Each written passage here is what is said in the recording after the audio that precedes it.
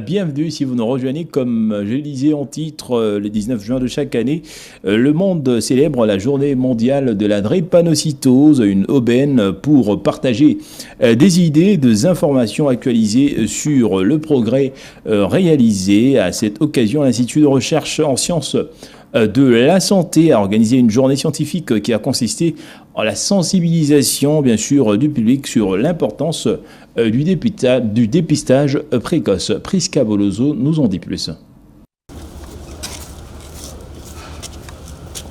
La RDC célèbre la journée mondiale de lutte contre la drépanocytose ce jeudi 19 juin. Cette journée a été commémorée sous le thème « La gratuité du dépistage néonatal prioritaire ». Une cérémonie organisée par l'Institut de recherche en sciences de la santé, IRSS, et présidée par le ministre de la Recherche scientifique et Innovation, Gilbert Kabanda. Cette journée est une occasion de discuter de cette maladie génétique afin de mettre en place les stratégies pour lutter contre la propagation de cette maladie. Elle a connu la participation de plusieurs professeurs, de docteurs et des chercheurs. C'est ainsi que plusieurs structures liées à cette institution publique ont réfléchi. Tour à tour, les panélistes ont présenté plusieurs stratégies concernant la prise en charge des drépanocytaires. Jean-Marie Liessé, directeur scientifique, nous fait part de la journée. Cette journée a été organisée dans le cadre de la journée mondiale sur la drépanocytose. Et nous, au niveau de l'IRSS, nous avons souhaité entretenir les scientifiques et le public autour d'une thématique importante qui est celle des avancées, n'est-ce pas, dans la prise en charge de la drépanocytose.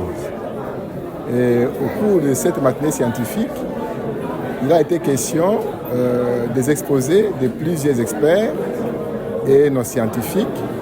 D'abord, les stratégies, les moyens de lutte et de prévention à mettre en place. Le directeur général de l'Institut de recherche en sciences de la santé, Dieudonné Niemboué, nous livre plus d'explications quant à cette maladie. La drépanocytose, bien que c'est une maladie génétique, une maladie héréditaire, il faudra que les gens considèrent que ce n'est pas une fatalité, qu'il y a moyen de travailler sur la sensibilisation pour la prévention de la maladie, donc éviter que nous puissions avoir de nouvelles personnes malades, parce que ne fût-ce que par notre comportement, si nous pouvons discipliner notre comportement, surtout pour les jeunes qui sont en âge de la procréation, savoir faire le choix tout en évitant le croisement de l'hémoglobine S, qui est porteur ou porteuse de la maladie, cela peut nous aider à faire mieux. Dans son mot d'ouverture, le ministre de la Recherche scientifique et Innovation a appelé toutes les structures, aussi bien du côté des chercheurs,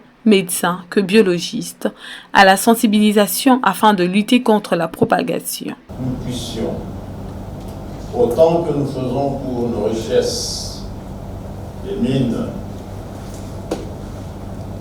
les végétaux, toute notre biodiversité, que nous puissions considérer la drépanocytose, dont le monde s'occupe très peu, parce que c'est essentiellement une maladie qui frappe le tiers-monde, que nous puissions nous considérer comme devons être les pionniers dans la lutte contre cette maladie. Notons que cette journée a été instaurée en 2008 à la suite de la reconnaissance par l'ONU de la priorité de santé publique que représentait la lutte contre la maladie.